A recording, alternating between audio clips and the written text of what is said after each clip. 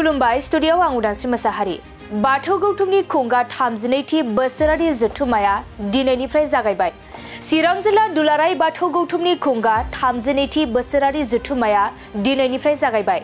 नंगौ, चिरां जिल्ला खुंग्रिं ओनसोलनि सेलेखागुरि बाजार गेवलां फोथाराव दिनैनिफ्राय जागायबाय चिरां जिल्ला दुलाराय बाथौ गौथुमनि खुंगा 32थि बोसोरारि जथुम्माया। दुलाराय बाथौ गौथुमनि बे खुंगा 32थि बोसोरारि जथुम्मायाव दिनैनि फुंबिलिनि हाबाफारि बायदियै हाबग्रा लामाखौ बेखेवनानै होयो चिरां जिल्ला दुलाराय बाथौ गौथुमनि खुंफुं आफादनि मासिगिरि बिरदाव मोसाहारिया। आरो दयाराम गयारि गोसोखां गाहाय थानसालिखौ बेखेवनानै होयो जिथि दुवार दखरानि एबसुनि बारग' आफादगिरि बिसेसर बसुमतारिया। लोगोसे हिरालाल बसुमतारि गोसोखां जामुंसालिखौ बेखेवनानै होयो जिथि दुवार दखरा एबसुनि लेङाइ आफादगिरि बिजेन बसुमतारिया। बयनिसिमबो फुंबिलिनि खुलुमनाय जासिबाय। चिरां जिल्ला दुलाराय बाथौ गौथुमनि 32थि बोसोरारि जथुम्मा, बे जथुम्माखौ जोंहा खुंग्रिं बियाब दुलाराय बाथौ गौथुमनि सिङाव थानाय नैबे धलपानि प्राइमारि बाथौ थानसालिनि गेवलां गेलेग्रा फोथाराव साननैनि हाबाफारि लानानै थामहिनबा 18 आरो 19 2025 इं अक्ट'खालि बे हाबाफारिखौ खुंफुंनो सिगांदों। दिनैहाय गिबि सान थामहिनबा 18 जानुवारि बिनिनो गिबि हाबाफारि महरै जोंहा गाहाय हाबग्रा लामा बेखेवनाय, बे बेखेवनाय हाबाफारिखौ जों एसे सिगाङाव जों मावफुंबाय। आरो जोंहा दयाराम गयारि गोसोखां गाहाय सायनासालि बे बेखेवनाय हाबाफारिया जोबखांबाय। आरो जोंहा हिरालाल बसुमतारि गोसोखां जामुंसालि बे बेखेवनाय हाबाफारिया जोब्बाय। आङो दिनैनि बे हाबाफारियाव बाहागो लानो हानाय जोंनि खुंफुं आफादनि जोंनि दैदेनगिरिफोर, बियाब गौथुमनि जोंनि दैदेनगिरिफोर आरो बे ओनसोलाव थानाय गोबां बाथौआरिफोर बाय नुजानो हादों।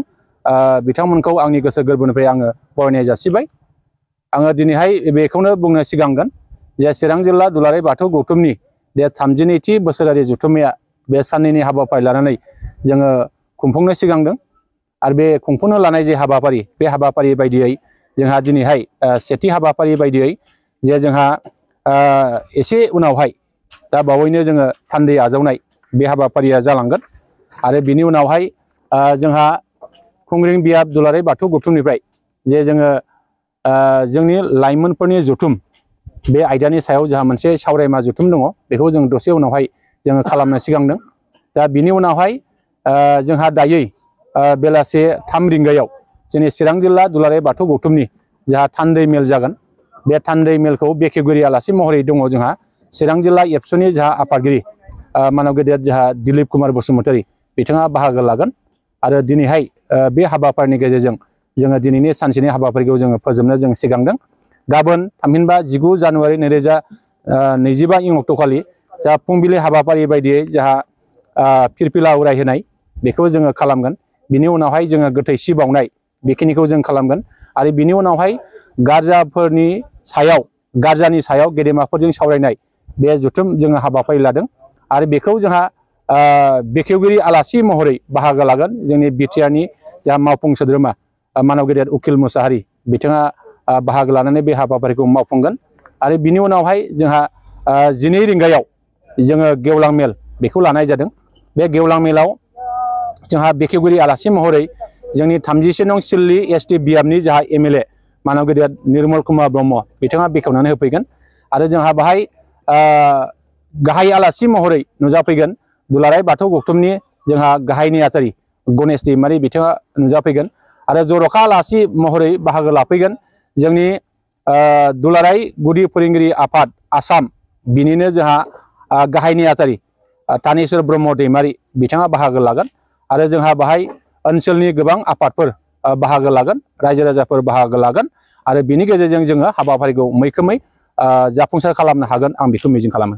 बेयाव बाहागो लानो थाखाय रायजो राजाफोरखौ आङो दिनैनि नैबे खौरांगिरिनि नोंथांमोननि गेजेरजों आरो जोंनि ओनसोलनि साफ्रोमबो बाथौआरिफोरखौ आङो आंनि गोसो गोरबोनिफ्राय बानजाय आफादनिफ्राय बेखौनो खावलायनो लुबैगोन जाहाथे जोंनि गाबोननि जे जानो गोनां बे हाबाफारियाव जाहाथे लैहोर लैहोर फैनानै जाहाथे बाहागो लाफैनांगोन। आरो जोंनि बाथौआरिफोरनि जे थांनाय आरो थैनाय बे बाथ्राफोरखौ जोंनि गेदेमा बिथांमोना निसय जोंनो बोसोन आरो गियान होलांगोन, आं बेखौ मिजिं खालामो। दा बेनिखायनो जोङो बेखौनो बुंनो सानगोन जे बाथौआ जोंनि बर'फोरनि सा सानजा भारतनि गोजामसिन धोरोम दिनै बेखौ जोङो फोथांनाय लुखांनाय फोजौनाय बेखौ खालामनांगौआ जोंनि साफ्रोमबो बाथौआरिफोरनि गिलिर बिबान आरो दिनैहाय जोङो गोबां गोरोबलायैनि गेजेराव जों खौसे जानानै दिनैहाय जों बे खामानिखौ मावनांगोन आं आसा खालामो जोंनि गेजेराव बेबायदि गोरोबलायनो हायाब्लाबो दिनैहाय जोंहा कोअर्डिनेशन कमिटि दानानै जोंनि बाथौआरिखौ ज' खालामनो थाखाय थांखि लादों आरो इयुनावहाय जोङो बे भारतआव जोंनि सा सानजा भारतआव जोंनि आसामाव जोंनि बड'लेण्डआव जोङो बाथौ धोरोमखौ गोगोम खोमथा गेरेमसा खालामनांगौब्ला जोङो साफ्रोमबो जोंनि बाथौआरिफ्रा जोङो जावरिखांनाय जोङो फैनांगोन बयबो लैहोर लैहोर बाहागो लानांगोन आरो जोंनि इयुनखौ जोङो थि खालामनांगोन गोदान जोलैफोरनो गोदान सानस्रि गोदान मोनदांथि गोदान सिन्था गोदान नोजोर बेखौ जोङो रायजो राजाफोरनिसिम जोंनि इयुन जोलैफोरनिसिम जों होनांगोन आं बेखौ मिजिं खालामो दा बेनिखायनो गाबोननि जे दिनैनिफ्राय गाबोननि जे हाबाफारि बे हाबाफारियाव जोंनि साफ्रोमबो जोंनि ओनसोलनि रायजो राजाफ्रा जाहाथे मैखोमै बाहागो लागोन आं बेखौ खुंफुं आफादनि जानानै बयनिसिमबो गुरैयै खावलायहरनाय जासिबाय गोजोन्थों।